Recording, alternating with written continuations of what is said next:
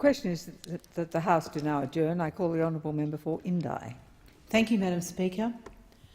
I rise this evening to draw to the attention of the House the absence of a rural and regional ministerial statement in the 2014-15 budget. To my knowledge, this statement has been included in every budget since 1996-97, except for 2006 and 7. It was also absent this year. This evening I want to discuss why I think this is a serious issue, and I will make reference to last Thursday's matter of public importance debate on the issue of rural and regional Australia.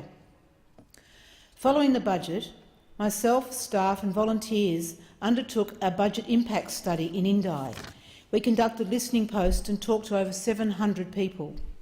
The feedback from this tour has made it clear to me that the lives of rural and regional people and the impact of the budget have not been adequately considered in the creation of this budget. My constituents believe that the government has a mandate to manage the economy. They are happy about the infrastructure projects and are happy about the money for agriculture. What they are not happy about are the consequences of the social elements of the budget, the changes to education, the changes to health and the severe changes to welfare and education that will impact greatly on young people. People told me one size does not fit all, and that the budget does not take into account the unique elements of regional living.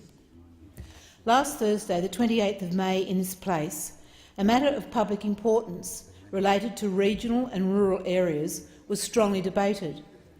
I paid close attention as I wanted to understand the state of the debate and the thinking on rural and regional Australia in this place. The following became very clear to me. There is strong support within the government for agriculture and farming, and the white paper is an excellent idea and has been well received.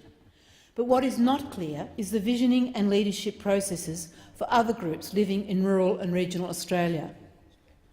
What is the government's plan for regional living? Let me tell you what I mean by regional living. This will involve a plan that ensures that there is quality social and physical infrastructure and is available in regional areas, quality roads, reliable public transport, mobile connectivity and fast internet.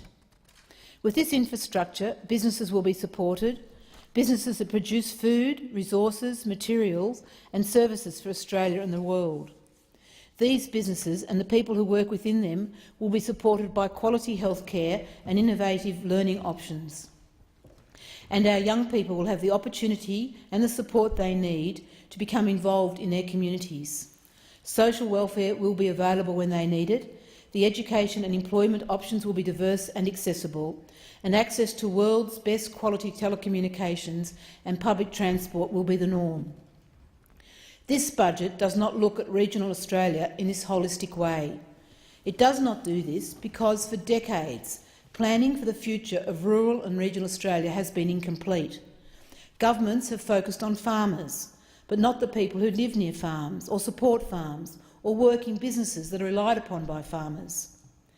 The lack of a rural and regional statement and the government speeches made last Thursday show that the planning for people living in regional areas is not being done.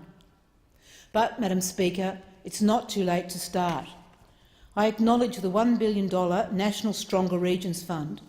This fund is an excellent opportunity to kick-start this planning and development process, and I hope the money is allocated based on the lessons learnt from Regional Development Australia process and best practice consultation with communities. I have worked in regional Australia all my life, and I know that communities and the people who live with them want to be involved and are willing to work hard if they see the benefits for their community. I also know that regional people have a vision for the future of their communities and are keen to take on leadership roles. I call on the government to undertake a serious consultation with regional Australia, ask them what they would like to see happening in their communities in 50 and 100 years. Take this information and use it to better inform government policy. Acknowledge that a one-size-fits-all policy rarely works. I call on the government to reintroduce the rural and regional ministerial statements and to demonstrate that regional living forms part of our national plan and our vision for the future of this great country. Thank you, Madam Speaker. The question is